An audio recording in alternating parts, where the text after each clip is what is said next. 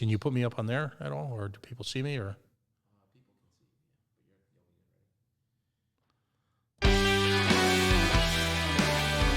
be ready. And we are the Coalition, loud and proud, outrage porn free, civilly disobedient media, broadcasting live on the Worldwide Coalition Network. Huh, I flubbed that. Facebook.com/The Coalition Radio, on the Mighty Mighty Twitter at Coalition_radio. The call-in number is 401-205-3738. Commit that to memory. Tattoo that on your forehead. We're going to take another shot at playing with the technology here. We're going to ask people to call in, 401-205-3738. And I'm going to ask you all to just sit here for 1 minute because I'm going to try and put up my Facebook stuff. You want to kill the tunes? I think we're good there. So I'm going to put up Facebook.com. And so, hang on, we're going to go to Pat. Pat doesn't multitask that well on this. Hello, hello, hello. 401-205-3738. All right, so that's www.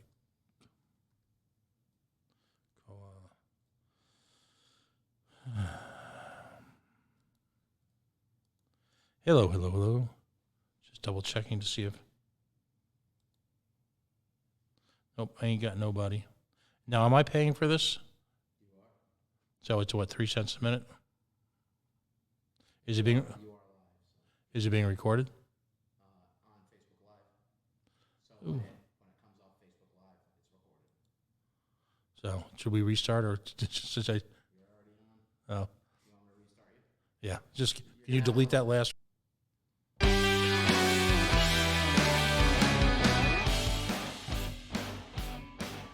And we are the Coalition, loud and proud, outrage porn free, civilly disobedient media, broadcasting live on the Worldwide Coalition Radio Network at coalitionradionetwork.com, facebook.com/The Coalition Radio, on the Mighty Mighty Twitter at Coalition_radio, and of course the mothership at coalitionradio.us. How do you get into the show? The phone number is 401-205-3738. That's the listener line. I'm all alone now.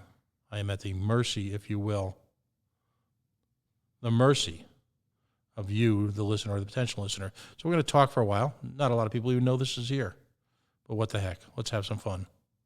The issues of the day. Clearly, all things, all corona, all the time. Or are they? Life does continue in the background. As crazy as it might be.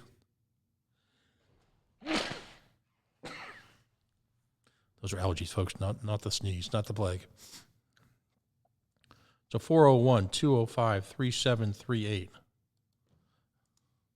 Let's talk. See if I can type and talk at the same time. Let's talk issues. It's an open mic. You want to talk about something? As we try to work out this tonight. We try to work out this technology, get used to it, embrace it, make it my own. Right now I'm putting up some things of interest for the folks.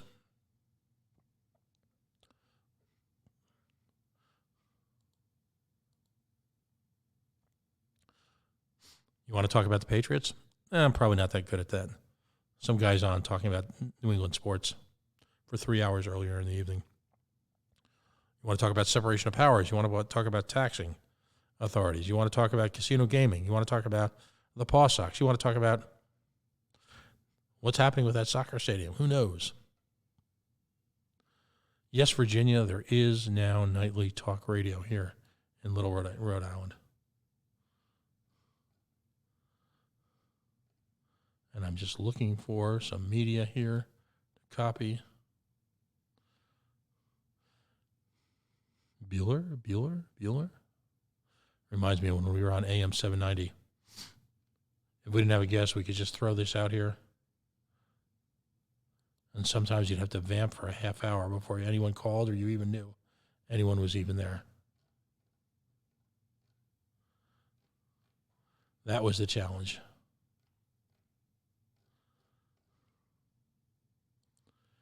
Talk radio is a lonely place when no one even knows you're online.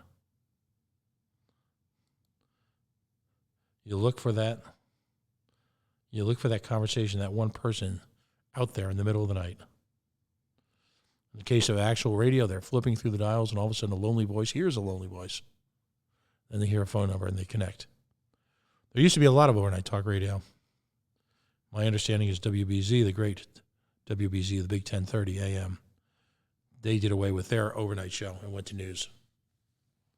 It's a lot of effort involved in putting something like this together. Really meaning in the hope that someone will reach out to you. And we're scrolling through the Facebook.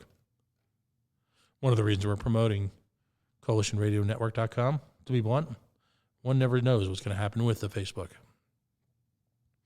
In these challenged times, will in fact social media become more conformist to nature? For some, that's hard to believe, but ultimately it's their platform.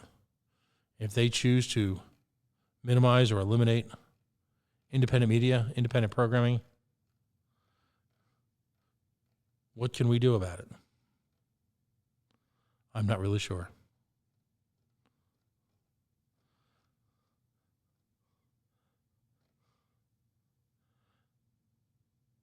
Is there anybody out there?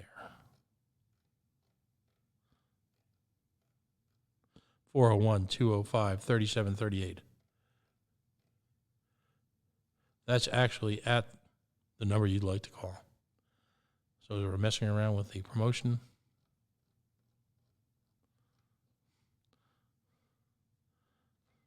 Let's go back up to this screen. Somebody else somewhere is watching and listening.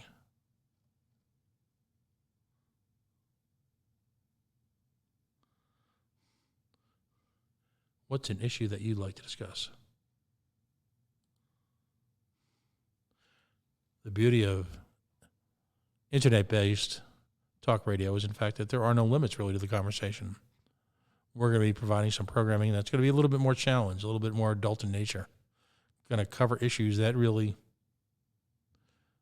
good taste would suggest you should do later at night. That's coming soon as well. This technology, the sky is the limit.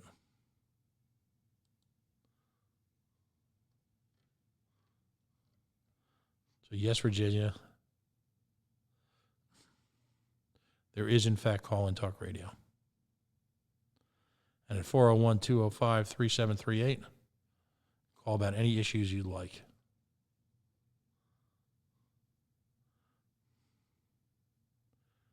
Three people. There's a few people out there watching and listening. You're probably saying, my God, what is he rambling on about? My producer's out there. God bless you, Joel. 401-205-3738. Imagine a talk radio environment that's not subject to the tyranny of the mute button, where you actually get a couple of minutes to actually explain all your issues. We're sponsor and listener supported, which means you'll see and hear far fewer of the commercials that you would normally take. Frank is asking, how much of a hole are I going to be in? Wow, that question, that's a question of the ages. That is the question of the ages. You know, when you look upon the cumulative loss in gambling revenues, sporting events are largely gone from the nation, so even the virtual nature of revenues from sports gaming is going to be gone. So what's left? No one's going to the stores to do scratchies anymore. Maybe at the gas station. It'd be interesting to see what the lottery is actually providing. But when you've got this tsunami called the stock market obliterating, if you will, the underlying funding for our pensions and OPED at the city and town level, notice they're quite up to date on how many folks tragically have passed as a result of the virus. They're up to date on how many cases there are. Yet somehow, no one's done that calculation to say where our pensions are. Retail's been decimated, so there goes the sales taxes. The federal government wisely decided to extend the filing period for federal income taxes, which by definition, if there's a sales tax accountant out there who can discuss this with me, I'd be interested in actually understanding what's happening in terms of the natural reliance on Rhode Island state income tax, say compared to Rhode Island state income tax, the timing of the filing process on that relative to the federal process. I believe that actually it's an automatic correlation between any extension time. We ran into this years ago when you had the great floods in Warwick, when our congressional delegation, without informing the governor at that time, decided to extend, if you will, the federal filing period. Much like then, that forced the state to go out to short-term money market funds to borrow the money necessary literally to make payroll. What's absent here, of course, is any attempt to manage, it would seem, the payroll, the incredible payroll of the state of Rhode Island. There are a lot of folks who work in state government that are doing the yeoman's work. But, and this is the big but, how can we continue to afford a government the size we have without any trimming, without any attempt to limit? So yes, Virginia, there is a new talk radio presence. So I typed this out in Lil Rhodey.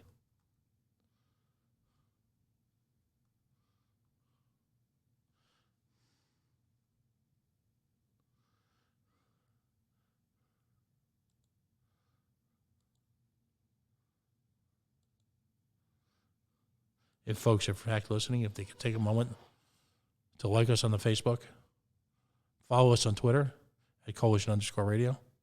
I can't stress enough the importance of being able to reach out to folks via social media. That's a critical part of the equation here.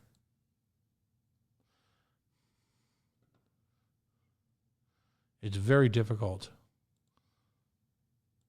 amongst the white noise of all the media that's out there, all the Facebook pages, all the Twitter feeds, the 7x24-hour news feeds, to reach out to people and work through that in order to grab their attention. If you follow us on any of those social media types, there's a bunch of programming you might be interested in. There's going to be things that we put up there that may not be your cup of tea. Yes, there will be some libertarian programming, but there'll also be a lot of general programming as well. And at times, it'll be Liberty folks expounding on the issues of the day.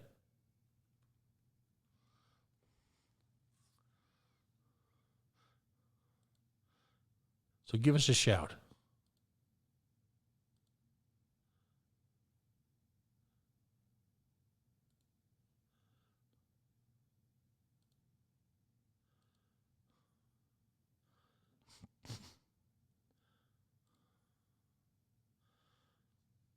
That's 401-205-3738. Now, if the conversation is a little sporadic, what I'm actually going to attempt to do is actually let people know that there's actually somebody on the air.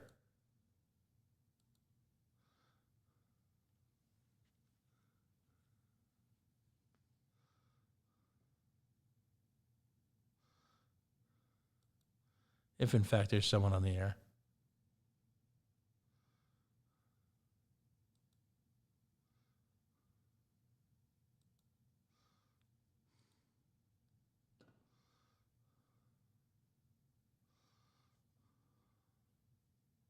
Talk about our tax refunds.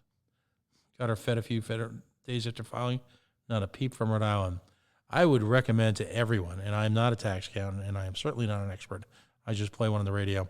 I would really recommend folks adjusting their withholding. Please do that. Don't allow Rhode Island to be in a position where they owe you a refund. Owe them a little bit of money. You want to be careful. You don't want to put yourself into a penalty situation. but don't let them have your money to borrow interest-free for months at a time. Who knows when folks are going to see the Rhode Island refund. So don't walk to your tax accountant and have that conversation with them about adjusting withholding. Again, you don't want to put yourself in a position where you're in a penalty situation, but don't let them be your banker. They don't deserve your money, not after the performances that are going on right now. That just simply shouldn't happen. What do you think about the state park closures? One person on the Facebook refers to our governor as Governor Almighty now. I know that guy. He's funny. And he's a gentleman. And he's angry at what's happening to our civil liberties in this state. So what remains to be seen is going to be whether or not there's any accountability for the loss of civil liberties in this state. Any accountability whatsoever. Do you believe there will be? Do you believe that there'll be a piper to pay eventually? Is that a function of how severe the loss of life and the spread of illness actually is? Are people willing to sacrifice their personal liberties? Because the threat is so real. I, unlike some folks, am not questioning the reality of the threat or the integrity of some of the reporting. On the other hand, they're working with assumptions. Assumptions are imperfect. People are imperfect. But if it turns out that anyone at any level was toying with our emotions or toying with people's safety in this, then there's a special place in heck. A very special place. And a much better version of the 9/11 Commission. That is what took place after the tragedy of 9/11. The preventable tragedy of 9/11, by the way. This can't be one of these situations where we need to move forward. We need to move past it. Like, say, 38 Studio. That's nonsense. There should be no limit whatsoever to what happens in terms of conversation after this fact, after this event is over. And that may not be for several months. We cannot continue to have our leadership, and I use that term loosely, hiding behind some type of governmental protection, hiding behind the grand jury process. That's got to stop. So we're going to actually try and do a little bit of Facebook marketing while we're here. And actually let people know that the Coalition Radio is live.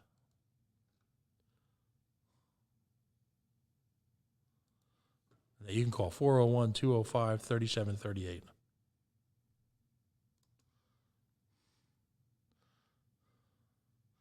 Live, I say.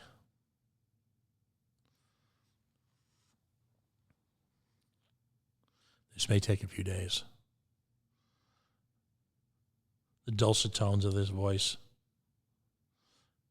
may not be shared among many Rhode Islanders in our opening days. Most folks think, well, at 6 o'clock, that's when coverage ends. We don't get to talk about issues anymore. Not anymore, that's the case. There's a new sheriff in town.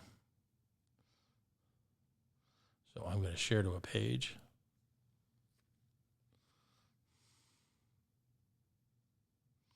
Going back every now and then to check if there's any callers on hold. If you do call in, you have to hold a little bit. Bear with me. I'm steering this ship alone tonight. Joel, our super producer, is headed home to family. Me, on the other hand, I'm going to try this out and get a little practice. Just see who I can reach out to.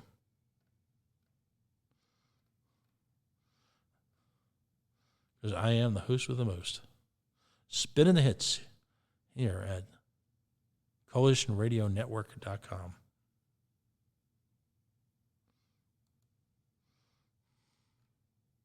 The dulcet voice.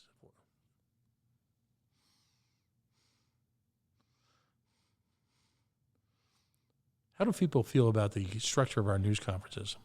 Interestingly enough, before the weekend, I attended a Board of Elections hearing. There were 10 people in the room. It was a very nice hearing room.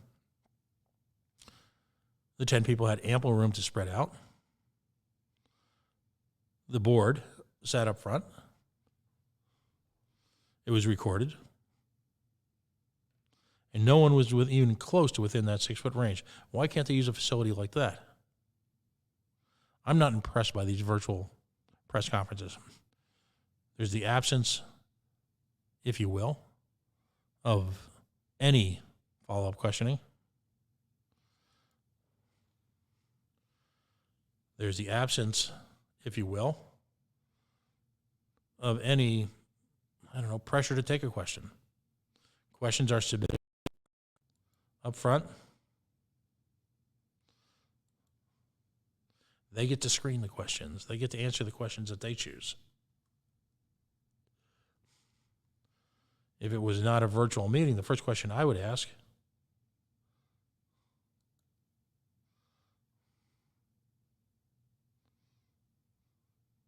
would be, in fact, what's the impact on the pension system?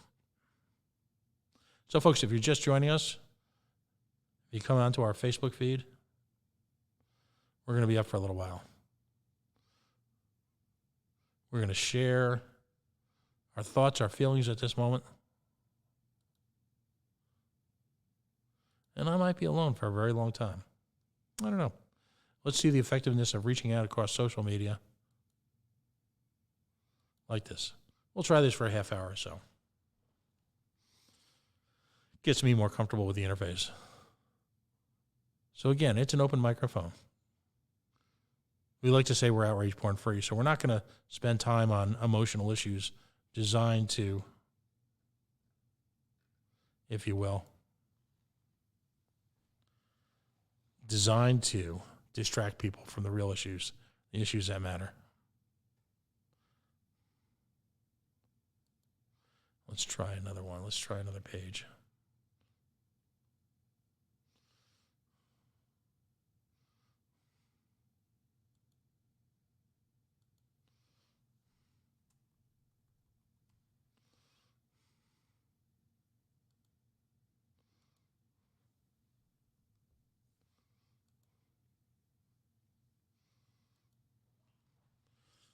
But there also needs to be competition amongst talk radio. I think Matty Allen does a great job. I think overall, WPRO is Rhode Island's town hall. Wouldn't hurt, though, if there were another outlet, particularly late at night to go to. Late breaking news around the world.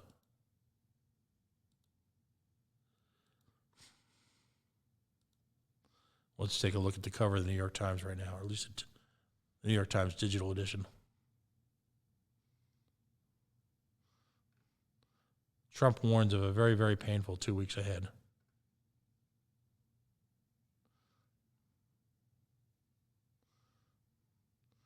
Updates. Grim models project high U.S. toll in months-long crisis.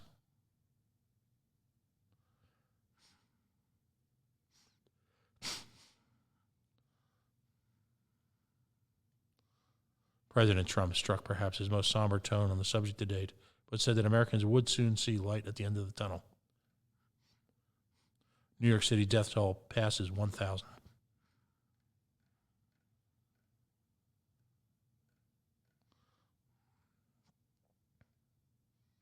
Never thought I would need it. Americans put pride aside to seek aid.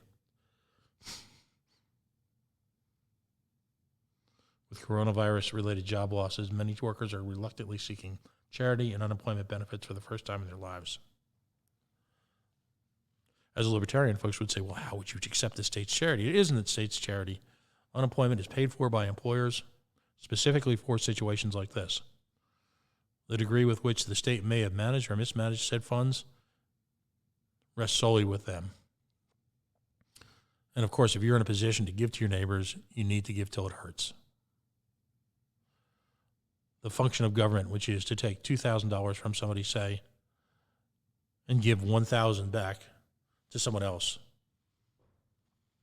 I don't believe it's charity. Charity to me is folks simply giving because they can, simply because they want to, simply because they need to give. There's therapy in charity. If you help someone else,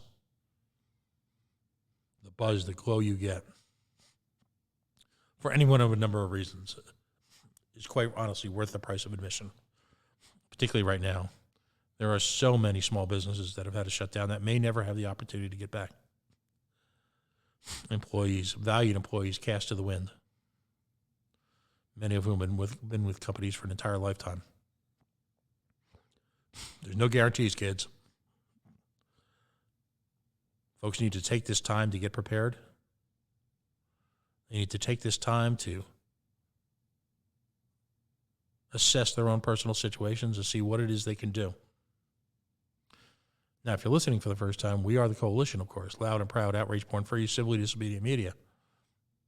We've been on the air for about 6 years on a weekly show basis, advertising, if you will, a variety of guests, subject matter experts, in all sorts of government-related issues, as well as the arts. This format allows us to expand that in ways we're really just discovering. People have reached out to us just even in the few days that we've been online. Tonight represents, of course, the first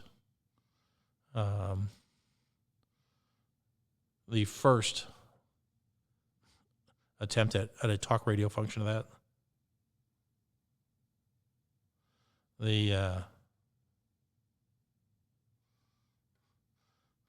John Phillips, why did this not show up on my feed? Who knows what Facebook is doing with the algorithm? I'm not one of those people who bashes Facebook, by the way. I don't own notion of getting zucked. As a libertarian, I have to be intellectually honest. I know a few always say, go ahead and laugh, my progressive friends. But Facebook is a privately owned platform, and they are doing it for their profit.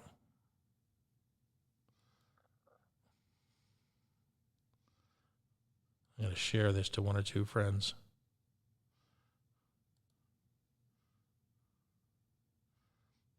See if I can catch their attention.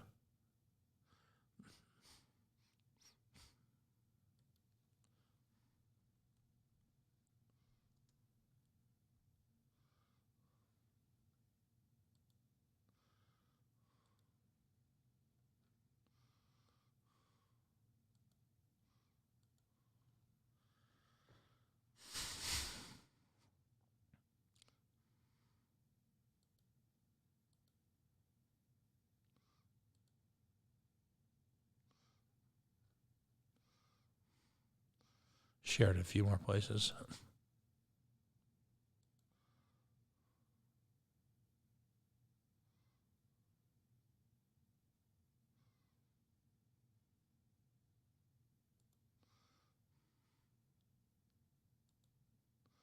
If you're watching, feel free to reach out. Take a moment. Imagine being given the opportunity to just kind of put out there on the public airwaves exactly how you feel about all this chaos.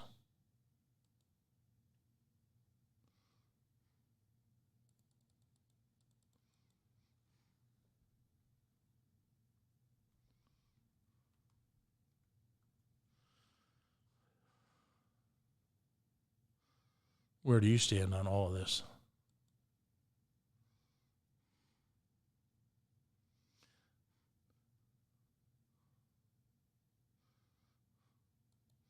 Joel is saying, tell us what the RILP is up to. Well, we were to have had a convention and a handful of meetups over the last few weeks.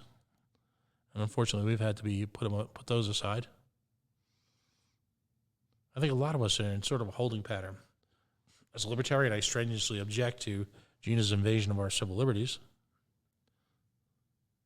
But you rookies, what are you running? Oh, man.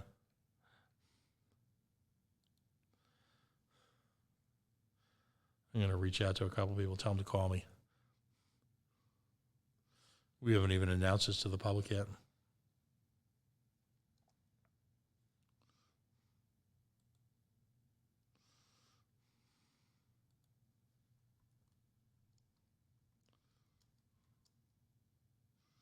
Where do I see the USA in a year?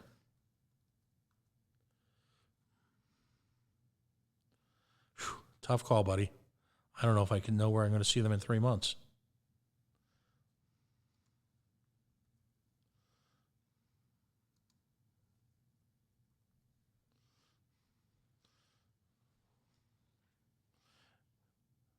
Call me, 401-205-3738. Where do I see the USA in a year? The optimist in me, the eternal optimist, says that, in fact, the United States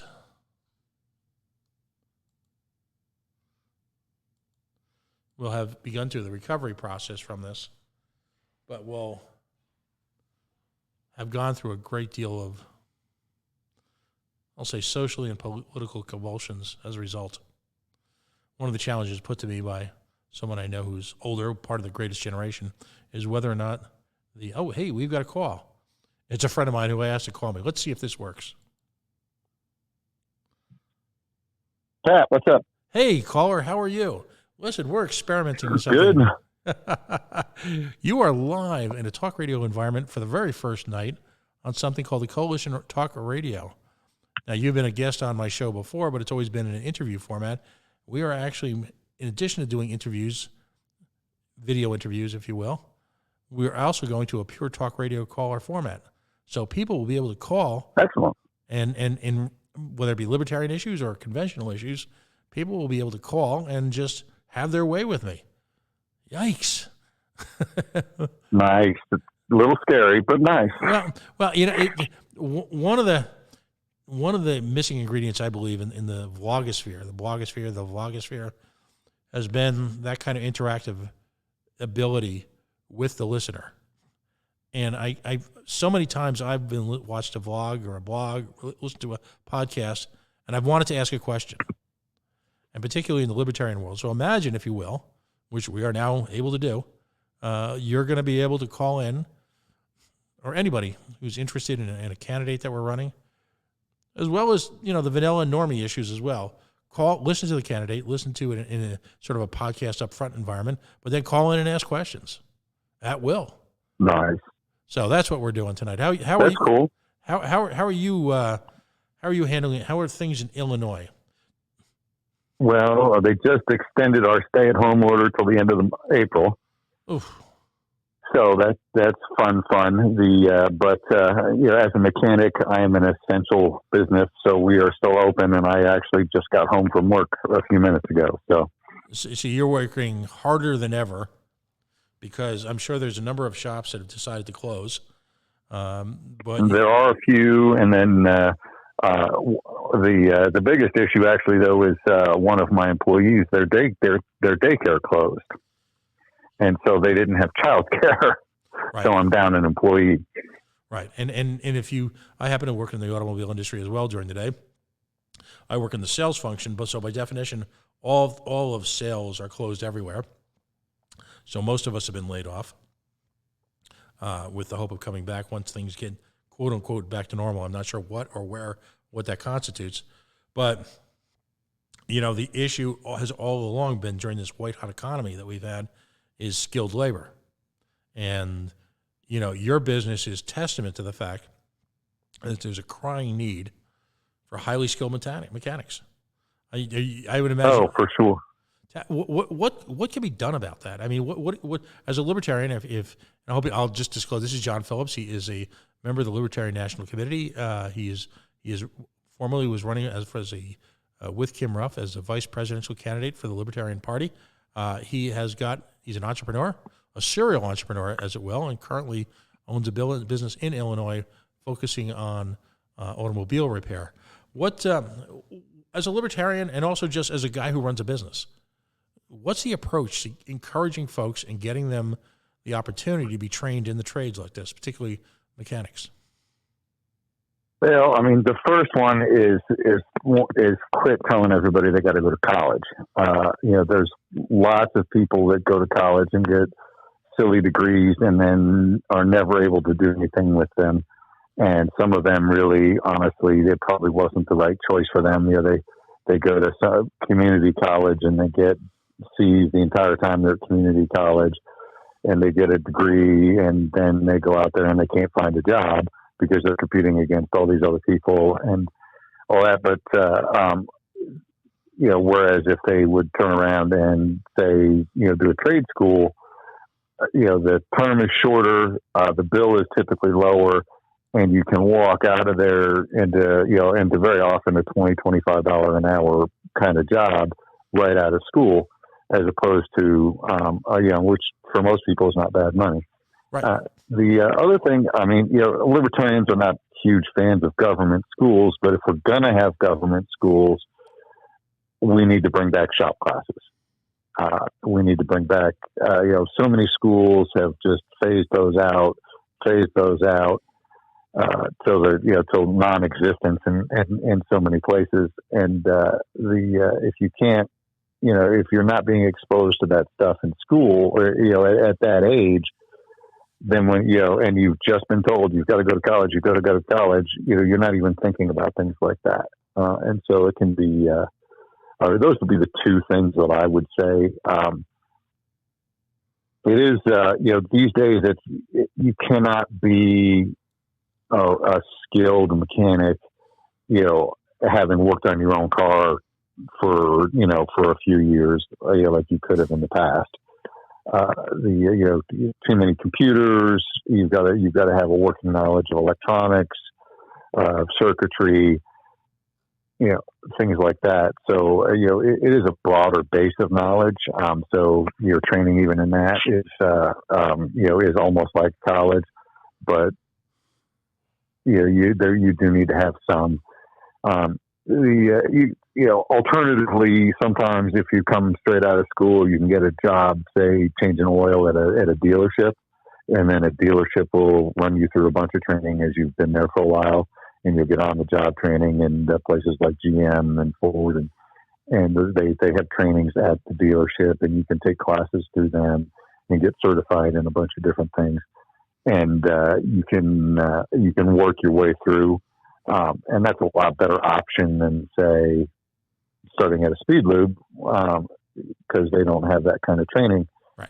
But of course, those jobs are limited. So, well, and let's look at the economics. I mean, if you have out here in this part of the country, in New England, we call them the VOCs. If you have a VOC, a vocational school in your network of schools, you've got the ability then to get a real jump start on the basic skills necessary to be a successful mechanic. 1 or 2 years at a post-high school trade school, and again, you're launched into a job where you're going to be making, starting at $15 to $20 an hour. You're probably going to be getting benefits. And let's talk about that versus spending $250,000 at a educational institution for which, again, if you're coming out as a degreed engineer, you're going to be employed. If you're coming out as an accountant, pretty good chance you're going to be employed. If you're coming out as a marketing major, unless you're very, very good and you went to a very, very good school, the prospects are dim. Go ahead, buddy. Yeah, and people go through, and hey, don't get me wrong. I mean, there's nothing wrong with being a music major or a physical ed major or those kind of things. But once again, you start looking at those jobs being limited, where welders, for instance, there's a shortage, and welders are getting paid top dollar right now. I mean, if you're willing to relocate, you can come out of welding school and make $85,000 a year.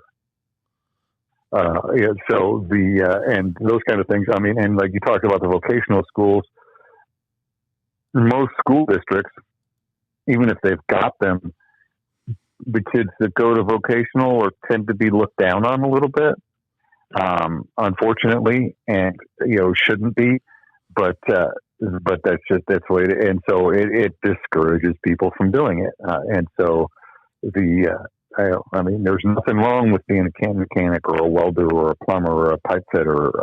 Those jobs are all necessary. They all keep the country running, and somebody's got to do it. and not everybody can be a Bill Gates or a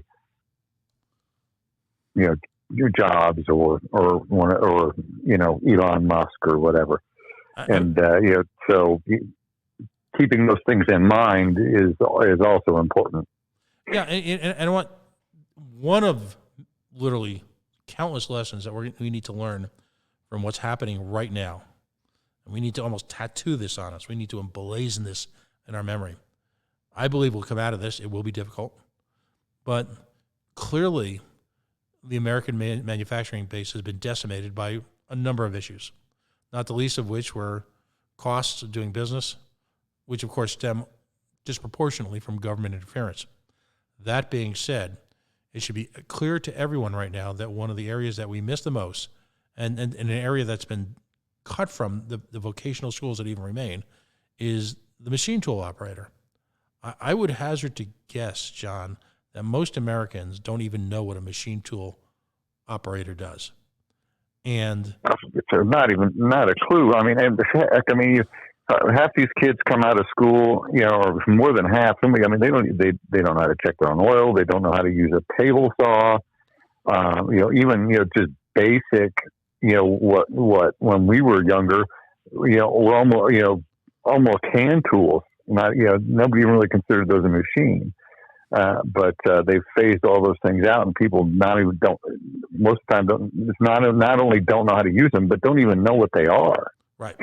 And yet, I would argue to you, and you're a student of history, I would argue to you that one of the most significant factors in winning World War II, obviously, in addition to the brave men and women who fought and very often died for our country, for our freedom in World War II, was almost as equally important was our ability to manufacture. And we essentially manufactured. I'd argue more important. Yeah. We without that ability to manufacture, we would have gone nowhere. We would have gotten our butts kicked. If we can't make tanks, we can't make guns, we can't make parachutes, we can't make parts for the airplanes, on and on and on. Without that ability, we would have had a bunch of guys standing there throwing rocks at people with rifles. Right. So now here we are faced with the notion that, and I'm going to use a cultural reference that predates you and I, but come on, Judy, let's do a show. And that's back from the old Judy Garland, Mickey Rooney movies. Let's do a show. That somehow converting from an automobile factory to an environment that will build successfully heavily regulated medical equipment is an easy process, is ludicrous. And it involves just the type of skill sets that we're talking about that, quite frankly, generationally are dying in front of us. What would we do if we had to go to the type of war, global theater, that we did in the 1940s? It's really an absolute. There's folks who are libertarians. We don't deal in emotion a lot.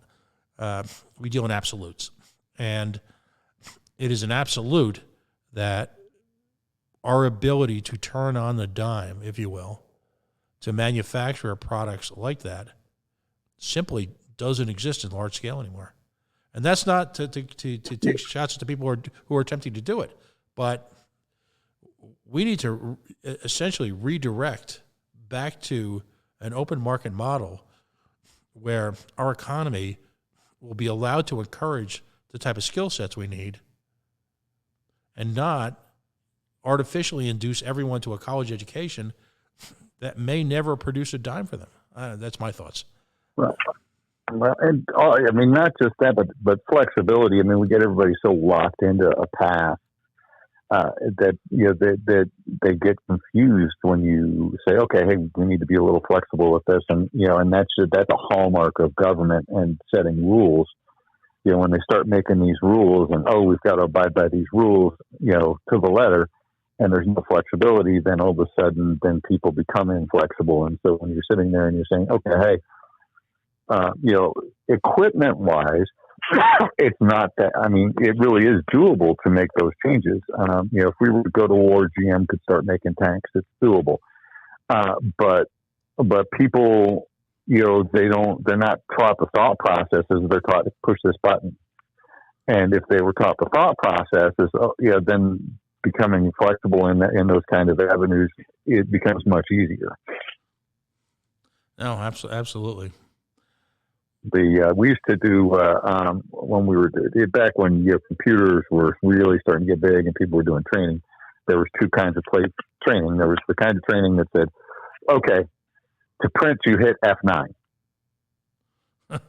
and okay, so that was great. Okay, I'm just making that up, but that's great. But then if you switched to a different software and it wasn't F9, you were lost.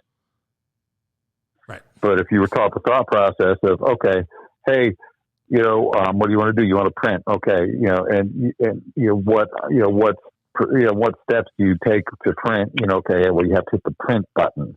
In this particular software, the print button is F9. If you teach it just a little bit differently, then they become, when they switch from say Microsoft Word to WordPerfect, it was much easier to make the transition because they could say, okay, hey, I know that's going to be an option here somewhere. I just need to find it. Whereas if they were just, taught hit F9, they would just sit there and hit F9 and nothing would happen. And then they go, oh my God, I don't know what to do. Wow. Dropping the WordPerfect reference. That's not a, trying to think of the last time I had a conversation with somebody. I mean, any minute now, someone's going to want to talk about Multimate. Remember Multimate? Yeah. Well, and the funny thing is that, WordPerfect and Word were like Microsoft software and a lot of other things. Mm-hmm. Microsoft makes good software that's pretty simple to use most of the time, but it goes back once again, and it's often fairly inflexible. They don't. Whereas WordPerfect, you could do almost anything. Word is, they've branched out some, but back in the day, WordPerfect you could do so much more with, but you had to learn more. And so for people who were just trying to get secretaries typing and do some basic documents, and Microsoft said, oh, well, we're going to get in the market and we're going to make it just a little bit cheaper and a little bit easier to use, and we're going to offer this training, and so they put it through. But WordPerfect for a long time was actually a much better product, just because you could do so much more with it, but you just had to be able to think and know how to do it. So it's almost exactly the same scenario. That's why I use it as an example, even though nobody knows what WordPerfect is anymore. So let's talk media for a second, and by the way, John, I appreciate you calling in because there's a couple of people listening somewhere out there, but this is, like I said, our soft opening to this. How much fun will it be to get candidates on a talk radio station where literally anyone around the country can call in and just ask questions? That's great. Those shows are popular on radio for a reason. Mm-hmm. And if you can get a nationally, the nationally syndicated ones, are obviously, they're popular and people call in and they listen. And people do it at all times of night. I mean, there's shows at midnight, there's shows at 2 a.m, there's shows in the middle of the day, and sometimes people listen just to hear the stupid questions that people ask. But or the stupid questions the hosts ask. Right. Yeah. But then sometimes you get a genius question, or you get something that somebody didn't think of, and it's great exposure. Being able to, and people like interactive people, even if, the reason why people like those shows, and it's like all the new game shows, Masked Singer and all the, the voice ones, and, what people are singing, where people can call in and vote. Right. That people like those shows because they're interactive. It's not just okay, hey, it's cool to hear people sing, because if you just want to hear people sing, you can listen to that on the radio, on YouTube, whatever. but it's interactive. You can call in and you say, "Oh man, I really like that guy. I want to vote for him," and you can get in there and vote. And people like interactive, and it makes a big difference. That's one of the I noticed that with the podcasts that I like. There's several podcasts, or millions of podcasts out there these days, but the ones that I tend to go back to are the ones that do it live and will watch the comments and interact with the audience a little bit. If the ones that are just put on a show, okay, I might go watch them here and there, but I don't keep going back to them. Right. Yeah, there's and that's the challenge, central challenge facing the libertarian movement. We have to find a way to engage with people. And there's so much noise out there. There's so much crap. There's so much misinformation, some intentional, some just simply a function of folks finding what they find. But we have to find a way to engage with people in a way that's polite, not condescending, friendly, informative, accessible. We just have to do that. And I'm hoping that. And honestly, right now, it's the perfect time. So many people are sitting at home desperate for some interaction. Right. Zoom is blowing up through the roof, and everybody's doing Zoom calls, and they're looking for some way to interact with people that's been taken away from them, or they feel like it's been taken away from them because they can't go to the places they used to go to. And so, it is a great time to go to market with something like that and to give people a chance to interact. Well, that's what we're going to do here. We're going to have shows on with guests. We're going to have conversations. We're going to have, some of the folks that came on the coalition in the past, people like the ACLU. When we did what's loosely referred to as the Deming Project, Tom Mann and I and Dan, I met a wonderful professor at the Western New Mexico State University, which is much like every other state university, except that this one happens to be about 30 miles north of the Mexican border. This said professor, Professor Hernandez, he has got a course load that is a libertarian's dream. He teaches a course occasionally on the drug wars. Imagine that. He's nice. He's a degreed professor who's grown up around the border, wonderful academic background, but teaches a course on border relations. I wonder if we could set up a debate with him and Howard Buffett. I tell you, he's wonderful. He's very, very low key, but he's just a wealth of information, and he's also human. So he sees firsthand, living in the community he does, all the aspects of a border being part of your life. He has sat on the school board in Deming, New Mexico. Interestingly enough, the Deming, New Mexico School Board, I believe, if I have this correct, it's one of the municipalities in the area that actually hosts Mexican children in their school systems, and has done so for years. Good. Folks who routinely cross the border back and forth every day, it's not a, air quotes, a big deal. It's part of their lives. But they're also aware of the complexities and the tragedies. Right. Yeah, and people don't understand that. That the immigration is such a boost to our economy, and one of the reasons that our economy did so well for so long was that immigration. And when we started seeing issues, it was when they started restricting it. I mean, and people think it's been restricted for so long, but it really, in the scheme of things, has not. The immigration and the bringing of people in. And then bringing some of them are poor, but some of them are wealthy, and they bring it with them, and they create jobs, and they create markets, and they boost the economy. And us cutting them out is actually hurting us far more than any kind of fake image of freeloading that people think that there is. Right. I mean, all the studies indicate that, for example, the incidence of crime amongst the newly arrived is lower than, the conventional American community that they're in. It just is, and you can point out 1,000 reasons probably why, sociological, whatever, but it just is. And they generate tremendous activity. And they do take the jobs that a lot of Americans don't want to do. And they overall provide tremendous value to the community. And they re-energize local economies. And they just simply do. It doesn't matter whether they're Mexican, Irish.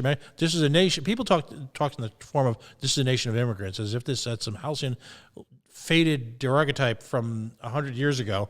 No, it's a nation of immigrants because ultimately immigrants bring an energy to a local economy that simply doesn't exist anymore in second, third, fourth, fifth, sixth, seventh generation Americans. They're entrepreneurial in nature, right. All of them. Seemingly regardless, the first thing folks do from any one of a number of countries, it could be everything from Kenya to Jamaica to Ireland and everything in between, is they open up restaurants, they open up small businesses. Again, they provide a vitality, and I just don't get it. Why are we why are the fearmongers so afraid of them? And I'll tell you what, Tom and I and Dan, I'll never forget this moment. Different things affect you differently. I will take this with me forever. We sat in this converted fire department in Mexico, right over the border, and with folks who were trying to get into the United States as refugees. They had come from Cuba. Somehow we didn't press them for a lot of details because, this is went on Facebook, talk about right. Who is watching. And it was a group of people who had essentially managed to get from Cuba to the New Mexico border. 4 middle-aged folks. Mostly, plane, you bring to mind a kind of a humorous aspect when you say planes, trains, automobiles. No, I'm not thinking it was planes, trains, and automobiles. So here they were perched on the border, literally within eyesight of the promised land, and they were held up my understanding is they're still held up in Mexico, living under the most difficult circumstances. When I had the opportunity to ask them simply what they did for a living in Cuba, one was an engineer, one was a carpenter, one was an electrician, and one was a healthcare worker. Knowing what you do know about the economy, I'm thinking we could use all 4 of those people right now, couldn't we? Oh, for sure. For sure. And even the ones that don't, if they want to come, if they come over and they were, and they come over and they're a busboy, hey, we need we need those people too. We need the dishwashers. We need everybody from top to bottom. So, and then when they make a little bit of money, they turn around and spend that money locally. And, even though we all know taxation is theft, their payroll is taxed and they pay sales tax and they do all those things and they, boost the economy from top to bottom. It's a lot better than printing $1 trillion and putting it into the market. You think? But my 401k. Oh, wow. Well, listen, I appreciate you joining me at this time of the night, kind of keeping a guy. We didn't really broadly publicize this aspect of it because we weren't sure it was going to work right, but Joel, my super producer, managed to get this up and running in one day. And so now you've got arguably the first libertarian-based, although we're going to cover all sorts of stuff, but the first libertarian talk radio station in America. Nice. So let's all go out to a chant of USA, USA, USA. But we're going to have a lot of fun with this. I hope you're a regular participant because you bring so much to the table. As like I said, a serial entrepreneur is someone who runs for elective office, someone who has built up party organizations literally from the ground floor, has literally dedicated his entire life at great personal expense in time and monies and opportunities to advance the cause. What I admire so most about people like you, and you know me well enough to know I don't patronize people, is that you do things simply because they're the right thing to do, astonishingly enough. The one guarantee that you and I have with regard to our involvement in the liberty movement is that we will never make a penny off it. So there is absolutely no question that If anything, I'm going to lose money on it. Yeah. So. But and that's true of all the people that I mean, when I look at the work that the Convention Oversight Committee is doing right now, Dan and the Aaron and the whole crew, my God, I mean, you're in the middle of a national crisis. Your own family you worry about, your job you worry about, you've got all this going on, and yet somehow they're able to, I don't know how. I don't know. I mean, it's one of the things I said. I think it was this morning was hey guys, I'm not trying to step on your toes. I'm trying to make it easier for you easier on you because you guys are busting your butt so hard. Yeah. They are trying to maintain normal lives, and I know Erin's working like 5 10s and a 12 a week. So she's working insane amounts of hours and doing this and taking care of her kids, and and Sam's got grandkids and he takes around and does things with, and he's got his own insurance business he's dealing with, and Alicia Matson is crazy busy with local issues with her local board that has done all kinds of corrupt stuff, and she's dealing with all that and still making time. And of course Dan is all over the place doing all kinds of things. Right. And so we've got all these, and Ken Molman, he's running for vice chair and being on the convention committee and doing a million different volunteer other things for the party with CRM and all those things. So all these guys are working so hard. I'm not trying to step on your toes. I'm trying to figure out a way to take the load off a little bit because it's got to be insane. Yeah. I mean, and particularly in the eye of the storm is like you said, is Daniel Hayes, because, and these folks are watching their jobs and their businesses, in some cases crater around them. If you're a prayerful person and you hear this podcast, eventually just, keep them let's go beyond keeping them in their thoughts. Let's pray for them. Let's extend them whatever we can, because these are folks, a crew of people representing an organization that represents, and it's incredibly challenging. So, but listen, again, thanks for joining me tonight. When you do something like this, you're kind of out in the ether, alone. Right. Hey, not a problem, bud. I'll leave you with this thought. What was the movie? If this is Lawrence, Kansas, is there anybody out there? Is there anybody out there? All right, listen, get some sleep, and we'll talk again soon. Too. God bless. All right, sounds good. All right, that was John Phillips. He was a candidate for the Libertarian candidate for the vice presidency. He decided, and he and his running mate decided, Kim Ruff, to step back, but he remains hyperactive in the movement, as well as being a family man, as well as running a business that employs people and creates wealth. And on top of that, he's an all-around great guy. So there you have it. We're going to check in one or two more for a couple more minutes, and let's see in our maiden voyage here with no publicity if we can get a couple of people to call in. If you're listening and you'd like to call in, 401-205-3738, even if you need a voice to talk to, if you want to be heard as these incredible issues take place around us, this incredible societal change that we're undergoing, this crisis. Pray for the folks who are ill. Pray for the elderly. There's folks who are separated from their spouses because their spouses are either in some type of assisted living or God forbid, hospice, who need to be spending their last days together yet can't because of this event. All sorts of disruption in people's lives, their careers, their education.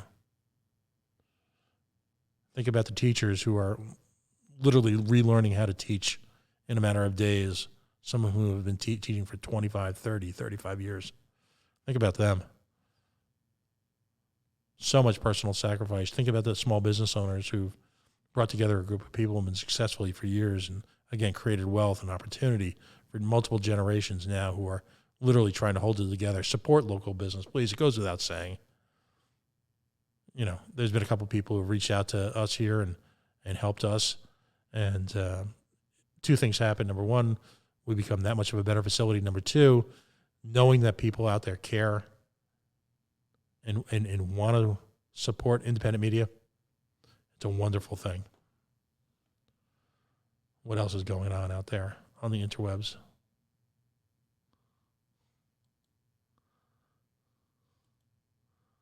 So the New York Times is, yikes. If you go up to facebook.com/The Coalition Radio, you'll see some of the podcasts that we put out there from the last few days. Ken Molman, who we spoke with, that should be up shortly. Let's see, who else? Daniel Fishman, who's the national director. We had folks from some local business. By the way, if you're listening and you have a local business and you want to promote it, just reach out to us, either by liking our page, facebook.com/The Coalition Radio. We're happy to get everyone on the air.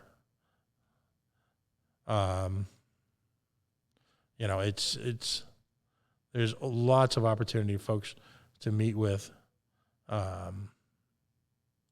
up with business and business people who are literally looking for work to keep and to hold together businesses again for years.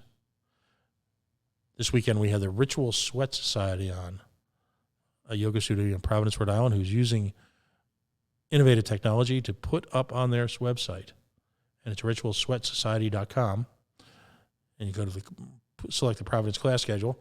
Their innovative technology to put video productions of their yoga classes so that you can actually, if you're a member there or join, you can actually follow along at home. A lot of personal touch there, not just sort of the generic exercise videos that you'll get online. These are great folks who are looking to, continue their business. So many people have made significant investments in expanding their business over the last year or two, and based on a great economy, all of a sudden wake up one morning to their nightmares come true. All of a sudden, they're simply not in business. If you're a restaurant, imagine local restaurants here in the Providence area had expanded locations. And now all of a sudden you find yourself. So if you're doing the takeout thing, please let us know. If you want the finest soda known to man and women, okay? I mean, just they're shipping now. It's yachtclubsoda.com. You'll see a litter of empty Yacht Club soda bottles here after a marathon production. They're still able to pick up at their Centerdale, Rhode Island location, but they're also shipping, and I believe Rhody Fresh is going to be stocking them at some point as well. So 105 years, 34 soda flavors, only the finest extracts and ingredients, the official Rhode Island soda from the state of Rhode Island and Providence Plantations, and, as I like to say, they were Rhode Island's boutique soda 100 years before we knew Rhode Island needed its boutique soda. So if you want growing up as a kid, when you had the glass bottles, they've got the glass bottles. Natural flavors, they've got the natural flavors. The best water imaginable, real cane sugar. This is not a refinery soda. Not a refinery soda at all. They've got mixers. They've got cream soda. They're out at the Rhode Island farmers markets when times are better. And if you've got a local business and you're still holding it together and you're able to supply food to people, you can become a Yacht Club vendor and do something a little different than Coke and Pepsi and Mountain Dew. Again, their cream soda, their root beer, their sarsaparilla, delicious. And their diet soda is actually really good. Really good. So all over Rhode Island, go to Yacht Club Soda, and they've got a link to where to find Yacht Club Soda. Listen, Daryl Gould, if he's out there, if he's listening, Daryl Gould with Air Sciences, airsciences.net. A lifetime spent in mold remediation, biohazards. All of a sudden, you find yourself in a situation where you're literally one of the few people who knows what's to make of all this. What will really work? What is just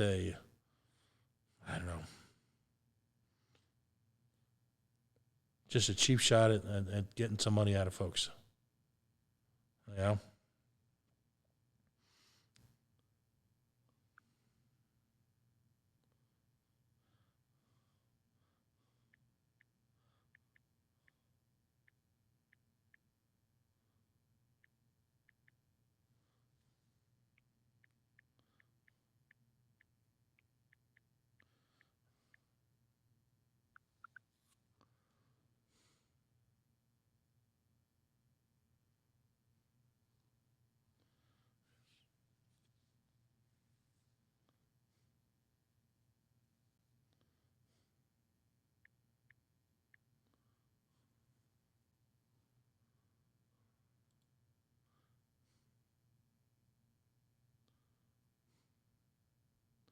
So, it's moments like this, I'm supposed to say, you are listening to the Coalition Talk Radio. Trying to figure out how many people are actually watching online. We put a couple of late night text messages out to people just to give us a try as we try the technology.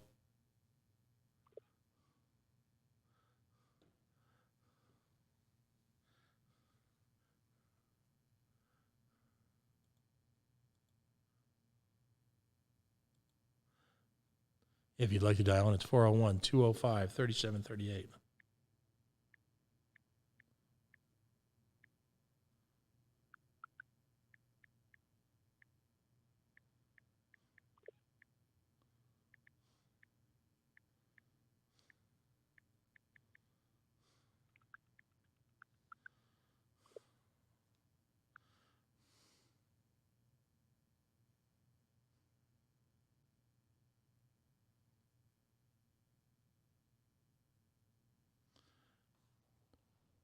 We may sign off in a few minutes just to see if we can get another caller in to try this.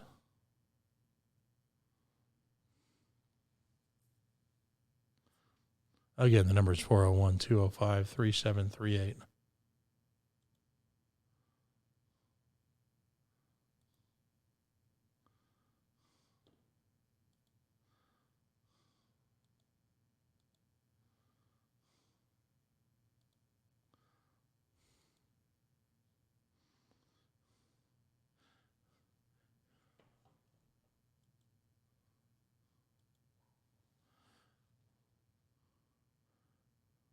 Give me a chance to perform my hip call-in. I should say my hip patter. No, it's patter, not pitter-patter. My hip patter as a radio host. Always wanted to be one of those smooth DJs. You know, the host with the most. Bringing you the top hits. Number one with a bullet.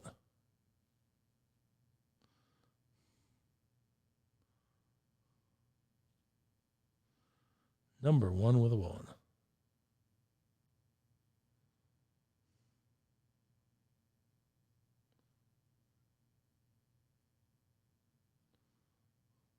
Does anyone even do AM radio anymore?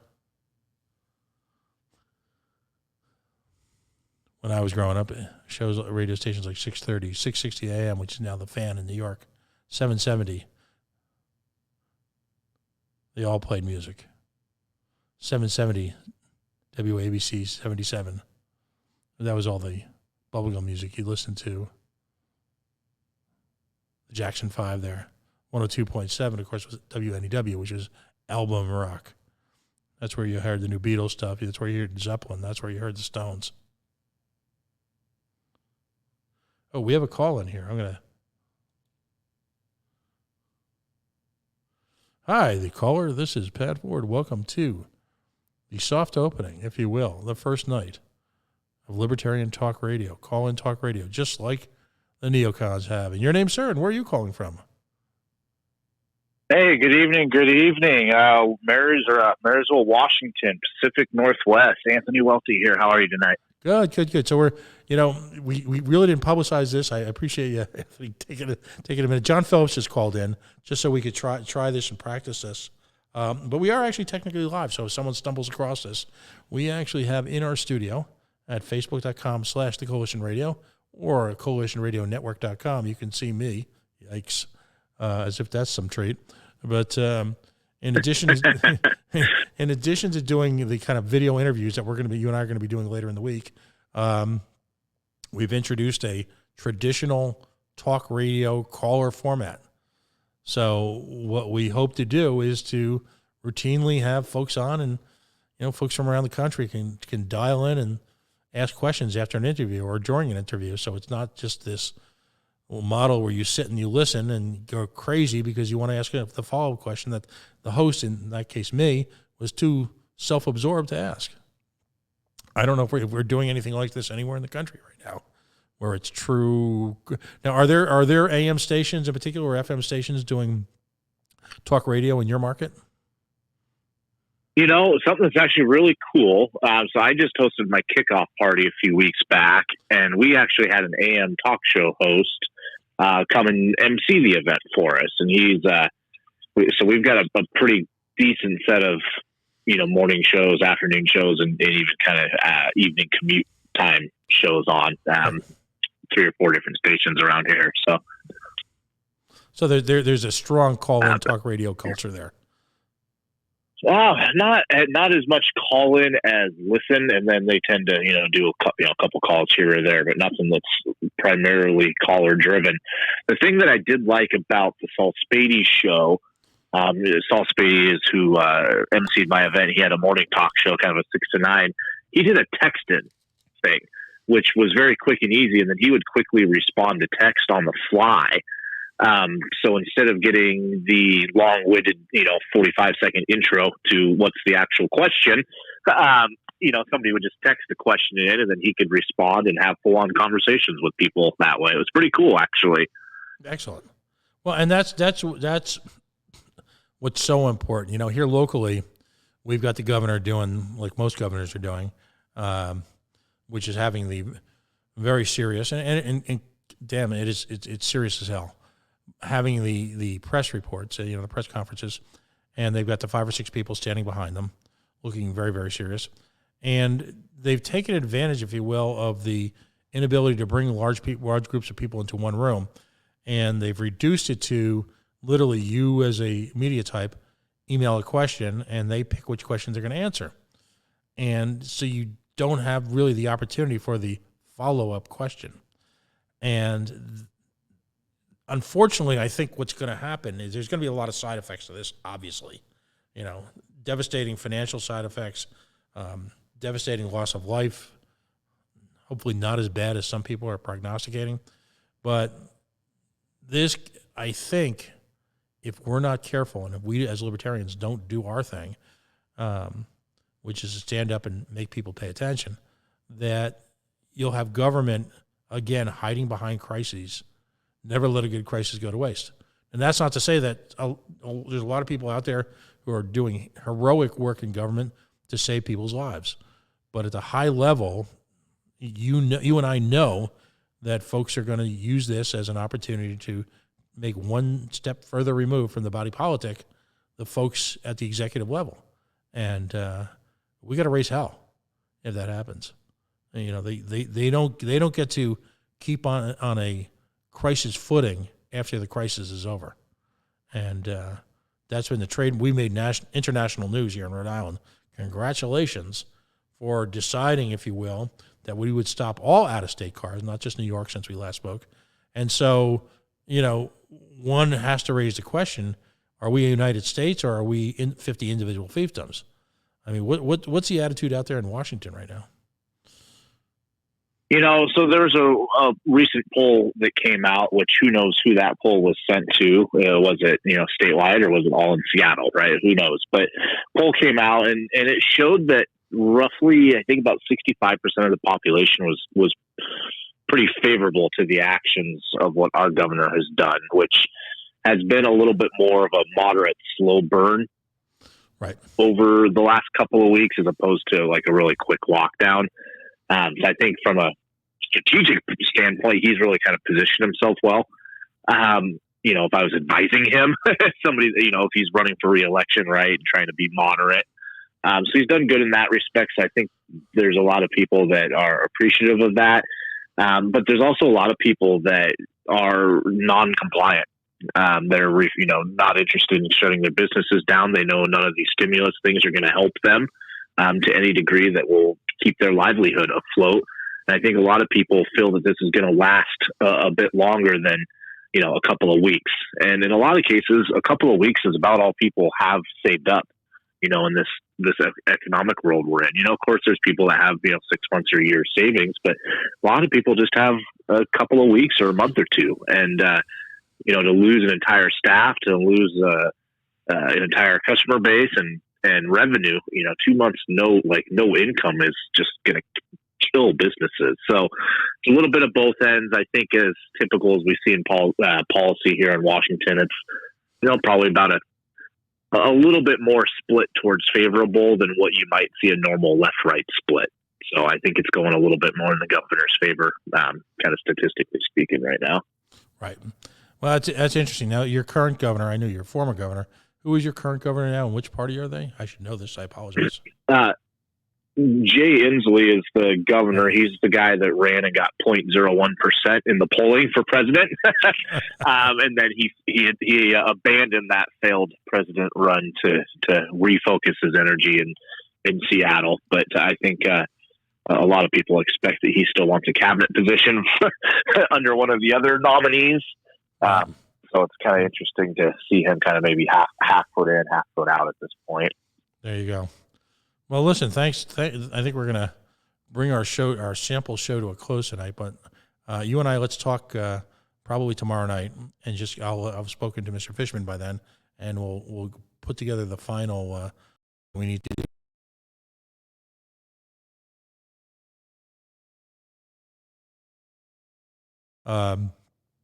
What we're talking about Friday night is at the 8 o'clock hour Eastern time, is having two candidates on, including Mr. Welty, to have on the Libertarian TV, if you will, LPTV, excuse me, and we'll provide links and all that. But we're going to have a half-hour conversation with Libertarian candidates, and we're going to talk about issues that matter to them in their state. We're going to talk about campaigns and how they're doing it virtually now in perhaps the most challenging campaign season in American history. All of that.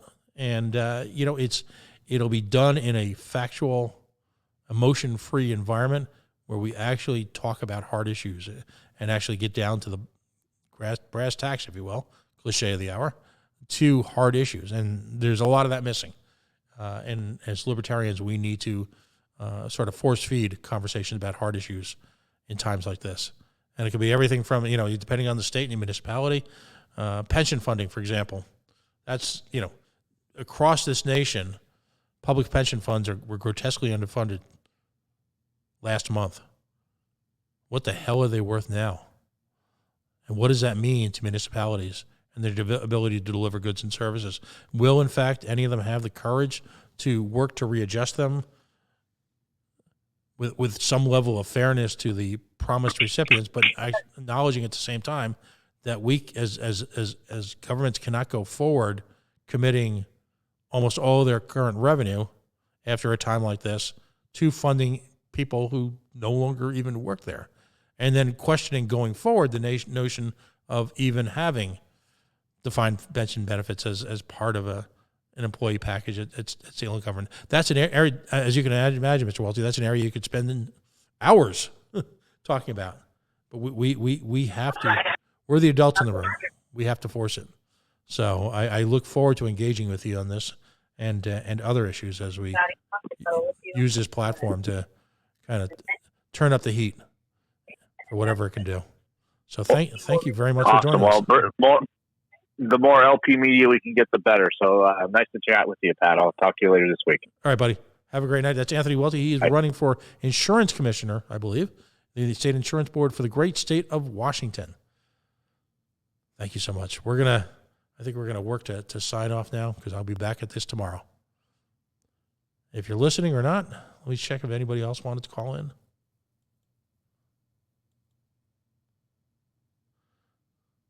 We are the Coalition, loud and proud, outrage porn-free, civilly disobedient media broadcasting live on the worldwide Coalition Radio Network here at the Coalition Radio Network home, here in the bunker deep, if you will, in the city of Providence, Rhode Island. La Prov, the naked city, the city of, about 300,000 or so stories. We talked a few of them tonight.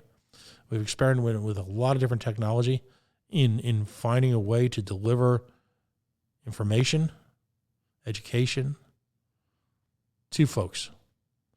Sadly, at a time when folks need the media most, I believe in many cases they're being failed by it. A media obsessed with partisan politics, regardless of which side you're on. A media short on expertise at a time when expertise is demanded.